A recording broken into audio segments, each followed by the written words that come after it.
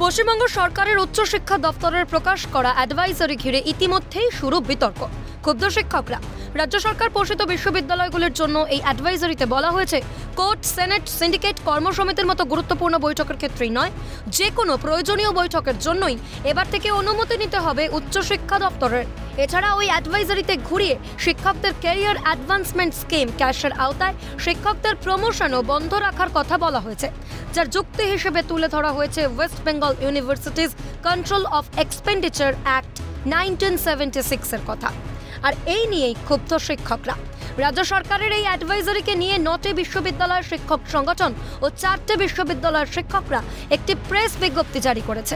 সেখানে অ্যাডভাইজারির তীব্র বিরোধিতার পাশাপাশি তাদের দাবি, এই অ্যাডভাইজারি প্রত্যাহার করতে হবে। প্রত্যাহার না করা হলে আগামী দিনে বৃহত্তম আন্দোলনের হুঁশিয়ারিও দেন তারা। এ নিয়ে সিএনের তরফ থেকে যোগাযোগ করা হলেও অ্যাডভাইজারির বিরুদ্ধে ক্ষোভ উগরে দেন শিক্ষকরা।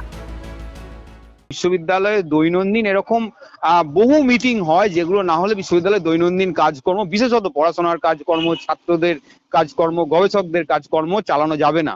তাহলে সেই মিটিংগুলোর যদি পারমিশনের জন্য বিকাশ ভবনের মানে মুখাপেক্ষে বসে থাকতে হয়, তাহলে তো বিশ্ববিদ্যালয়ের আর অটোনমি বলে কিছু তো অবশিষ্ট থাকে না, এক নম্বর। দ্বিতীয় কথা, এরকম হলে আসলে বিশ্ববিদ্যালয়টাকে বন্ধ করে দেওয়ার কথা বলা হচ্ছে, কারণ বিশ্ববিদ্যালয়ের কোনো কাজই কিন্তু আর করা যাবে না। বিশ্ববিদ্যালয়ের শিক্ষকদের মতে এই অ্যাডভাইজারি সম্পূর্ণভাবে শিক্ষা এবং শিক্ষক স্বার্থ বিরোধী। শুধু তাই নয়, এটি বাস্তবায়িত হলে বিশ্ববিদ্যালয়ের স্বাধিকারের ছিটে ফোঁটাও আর অবশিষ্ট থাকবে না।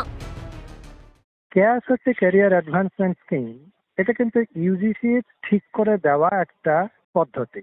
এক্ষেত্রে ইউজিসির এই যে বাঁধা ধরা রুল আছে, সেক্ষেত্রে আমি জানি না যে ক্যাশ আটকানো হওয়ার অর্থ এটা কি কোনো শিক্ষকের চাকরি জীবনের তার মৌলিক অধিকার থেকে তাকে বঞ্চিত করা নয়? আমাদের উপাচার্যরা সবাই অস্থায়ী, তো আমাদের বিশ্ববিদ্যালয়গুলোর, আমরা তো মাস্টারমশাই বেসিক্যালি, আমাদের তো ছাত্রদের পড়াতে হয় এবং আমাদের পরীক্ষার রেজাল্ট বার করতে হয়।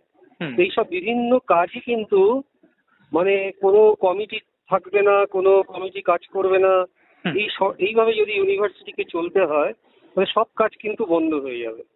ফলে সরকারকে এইসব নির্দেশ চালু করার আগে ভেবে দেখতে হবে ওনারা কি চাইছেন। এখন দেখা শিক্ষকদের দাবিসমূহ মেনে নিয়ে এই অ্যাডভাইজারি প্রত্যাহার করা হয়, নাকি শিক্ষকদের বক্তব্য অনুযায়ী অচল অবস্থার দিকেই এগিয়ে যেতে হয় বিশ্ববিদ্যালয়গুলিকে। মণি ভট্টাচার্যের রিপোর্ট, ক্যালকাটা নিউজ।